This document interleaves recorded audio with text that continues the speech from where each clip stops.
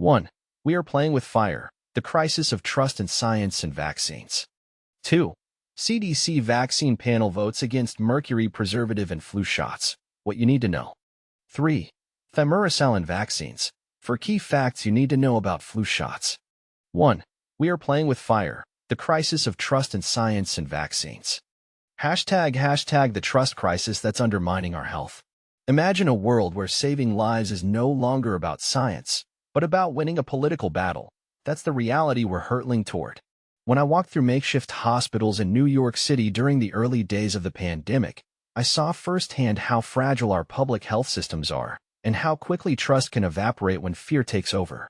We lack tests, protective gear, and even basic understanding of the virus. But what we truly lacked was something far more elusive: trust in the science, in our institutions, and in each other. And now, years later, we're facing the same crisis in a new form. But here's where it gets controversial. The debate over flu vaccines has reignited old fears about thimerosal, a mercury-based preservative. Despite overwhelming evidence proving its safety in the tiny amounts used in vaccines, this long-debunked myth continues to fuel distrust. What's alarming isn't just the persistence of misinformation, it's who's amplifying it. Politicians, media figures, and influential voices are now weaponizing science denial, replacing facts with ideology and expertise with conspiracy theories. This isn't just about one preservative or one vaccine.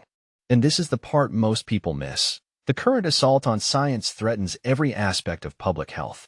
When we politicize vaccines, we don't just endanger individuals, we create a ripple effect that hits the most vulnerable hardest. Communities of color, low-income families, and undocumented populations already face systemic barriers to care.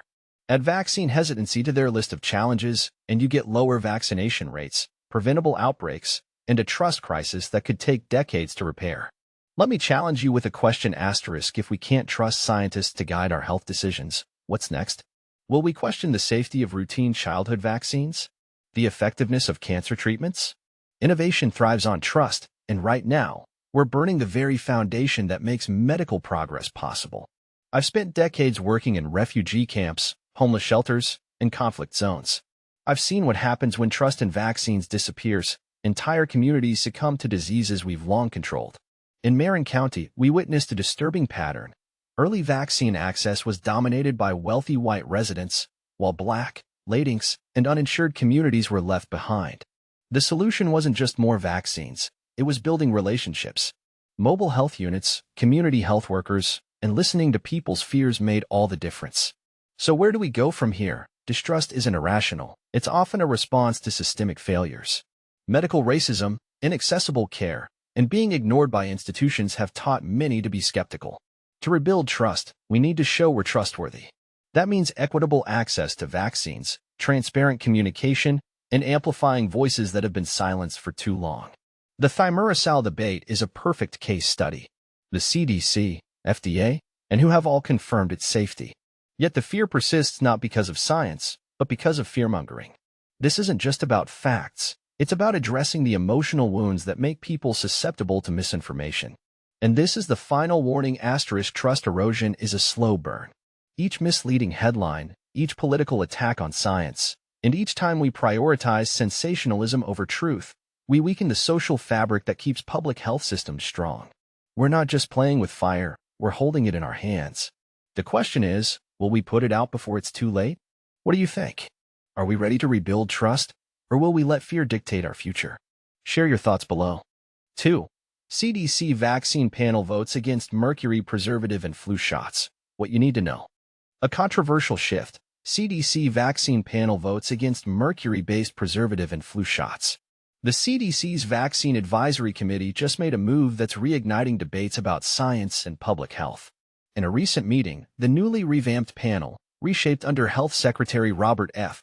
Kennedy Jr., voted to phase out thimerosal, a mercury-based preservative in multi-dose flu vaccines, despite decades of research finding no link to harm.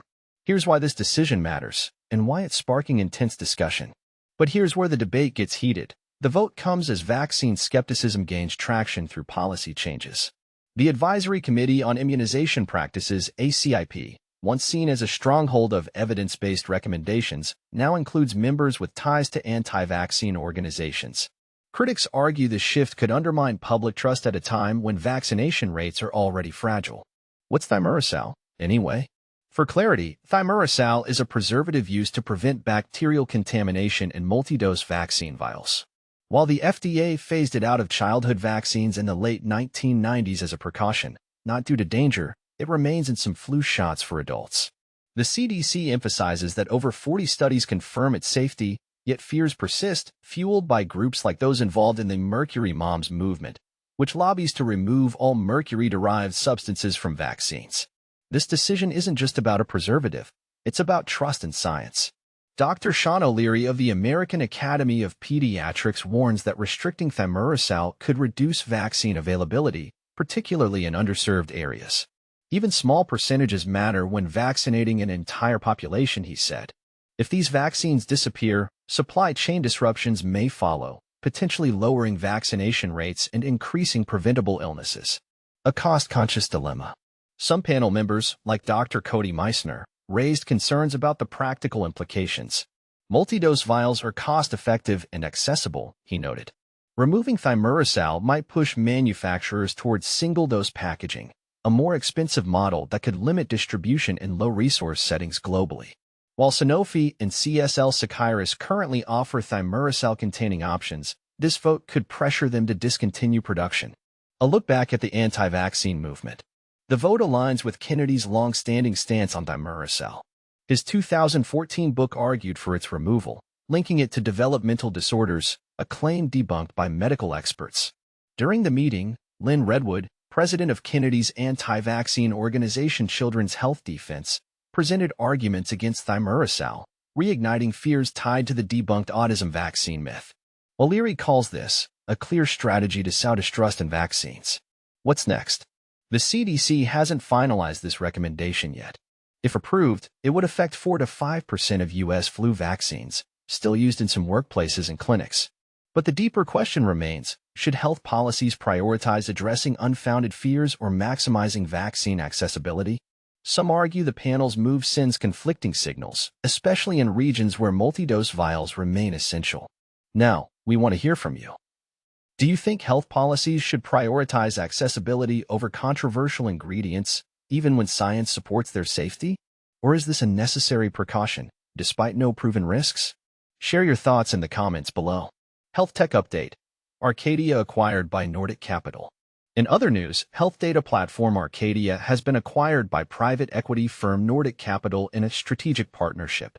While terms of the deal remain undisclosed, CEO Michael Musi says the investment will help expand AI capabilities and drive growth in value-based care, a model aiming to reduce healthcare costs while improving patient outcomes.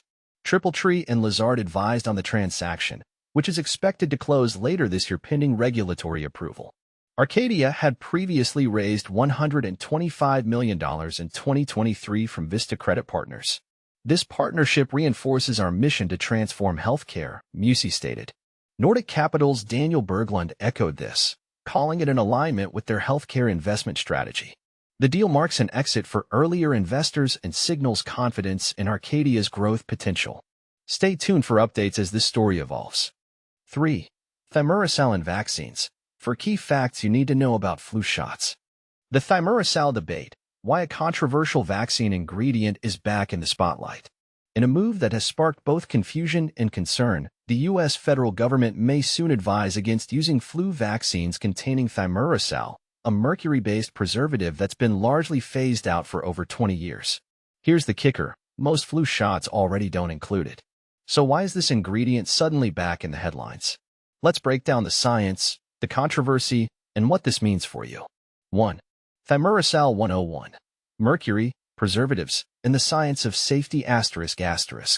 Thimerosal is a chemical compound that's about half mercury by weight, used since the 1930s to prevent contamination in multi-dose vaccine vials. Imagine a vial that's pierced repeatedly to draw doses for multiple patients. Without a preservative like thimerosal, bacteria or fungi could grow inside, turning a life-saving vaccine into a dangerous infection risk. It's like a safety lock for the vial, explains Dr. Michelle Fiscus of the Association of Immunization Managers. Today, most flu vaccines come in single-dose, preservative-free syringes, but multi-dose vials remain practical for some clinics due to cost and storage constraints. Still, a whopping 94% of 2024 to 25 flu shots were thimerosal-free or reduced, per the CDC. 2. The 2001 shift, when precaution outpaced evidence ***. Thimerosal's decline began in 1997 when the FDA Modernization Act prompted a review of mercury in childhood vaccines. Here's the nuance. Thimerosal contains ethylmercury, which the body breaks down and excretes quickly, unlike methylmercury, the toxic form found in fish. Despite no proven harm, thimerosal was removed from most pediatric vaccines in 2001 as a precaution. It was a better safe than sorry move, says Fiscus, but it's important to clarify that ethylmercury's safety profile is distinct. The decision, however, fueled misinformation, a perfect example of how cautious science can be misinterpreted as guilt. 3. The autism myth, a dangerous echo ***. No discussion of thimerosal would be complete without addressing the elephant in the room, its falsely alleged link to autism. This myth originated from Andrew Wakefield's infamous 1998 study on the MMR vaccine, which was retracted and dubbed an elaborate fraud. Yet the rumor persisted, with thimerosal becoming a scapegoat despite rigorous studies debunking the connection. Autism rates have risen steadily even after thimerosal was removed from childhood vaccines, notes Dr. Jesse Goodman, a former FDA chief scientist. If it were the culprit, we'd expect those rates to drop, not soar. The CDC, national academies, and global health bodies have repeatedly affirmed thimerosal's safety. But here's where it gets controversial ***. Why does the myth endure, and what role does distrust in institutions play? 4. The practical impact, a ban in search of a problem, ***. If thimerosal is banned, most people won't notice. With single-dose syringes dominating the market, the average flu shot recipient won't see a difference. However, manufacturers like Sanofi and Seqirus, which produce a small fraction of thimerosal-containing multi-dose vials, may face logistical hurdles. Both companies have downplayed disruptions, emphasizing their ability to pivot. Critics argue the ban solves a non-issue, diverting attention from pressing vaccine challenges like accessibility and public trust. This feels like a distraction, says Dr. Cody Meissner, the lone committee member opposing the recommendation. Influenza kills thousands annually. Thimerosal? No proven risks. Where are our priorities? The bigger picture, trust, science, and the future of vaccines. The thimerosal debate isn't just about preservatives, it's about how we navigate science, policy, and public perception.